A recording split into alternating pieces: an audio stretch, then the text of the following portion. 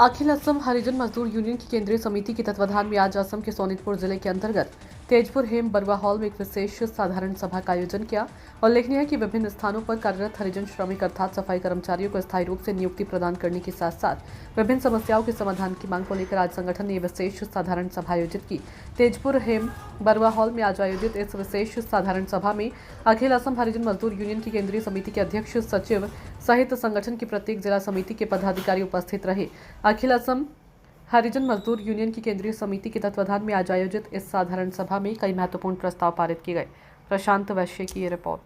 Dhekiajuli municipal border खुद असम हरिजन मजदूर union Dhekiajuli खाक्कार सम्पादक मोर नाम श्री सोहन बाजपर। आज ब्रिटिश आमाলৰ পৰা আমাৰ सफाई कर्मचारी म्यूनिसिपालिटी टाउन एलेका साफ चिकन কৰি আহিছে, কিন্তু সেই মূল্য সেই মৰ্যাদা বা সেই মূল্য যেটো পাব লাগে আজিলৈকে পোৱা নাই। সেই মূল্যৰ পৰা আমি সাফাই কৰ্মচাৰী বঞ্চিত হৈ আছো। মই এটা আগতে মই গম পাইছিলোঁ যে আমাৰ ঢেকিয়াজুলি সাফাই কৰ্মচাৰী যেটো আমাৰ শ্ৰমিক আছে তেওঁলোকক মই কৈছিলোঁ যে বন্ধুসকল এই গেছ চালিক আমাক নিজে কল খাব, আমাক বাকলি ধৰাব। এই আজি ঠিক তেনেকৈ আছে, নিজে তেওঁলোকে কল খাইছে, আমাক বাকলি ধৰাইছে। তেওঁলোকৰ চৰকাৰীকৰণ কৰিলে কিন্তু আমাক ছাঁটাই কৰি দিলে। তেওঁলোকক মানে চৰকাৰে কয় নহয় যাৰ মূৰত তেল আছে তাক আৰু তেল দিব লাগে, ঠিক তেনেকৈ চৰকাৰে কৰিছে। তেওঁলোকে এটা ধনী মানুহ, তেওঁলোকে একদম ৰেগুলাৰ 50,000 60,000 লাখ টকা দৰমহা পাইছে, তেওঁলোকে আকৌ ৰেগুলাৰাইজ কৰিছে।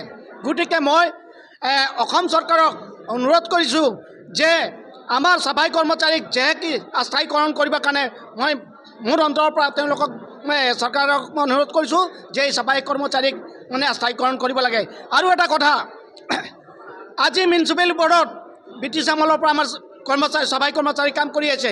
আজি যদি চেয়াৰপাৰ্চন এক্সিকিউটিভ অফিচাৰ যদি চিন্তা কৰিলে হয় বছৰে 2জন বা 4জনকে যদি ৰেগুলাৰাইজ কৰিলে বৰ্ডৰ সিদ্ধান্ত লৈ পেলাই আজি এই সমস্যাটো নাথাকিলে প্ৰত্যেকটো মিউনিচিপেল বৰ্ডত। কিন্তু তেওঁলোকে কি কৰে যে মাহী মাৰ ল'ৰা আৰু মাৰ ল'ৰা আমাক তেনেকৈ কৰি ৰাখিছে। তাৰমানে আমি মাহী মাৰ ল'ৰা আজি কালি সোমাইছে মানুহ, কিন্তু তেওঁলোকে কালি সোমোৱাৰ পিছত তেওঁলোকে বৰ্ডৰ সিদ্ধান্ত লৈ পেলাই তেওঁলোকে ৰেগুলাৰাইজ কৰি দিছে। কিন্তু আজি বছৰ ধৰি আমাৰ সাফাই কৰ্মচাৰী কাম কৰি আছে, তেওঁলোকৰ ওপৰত কোনো ধৰণে বিচাৰ কৰা নাই, কোনো ধৰণৰ সিদ্ধান্ত লোৱা নাই।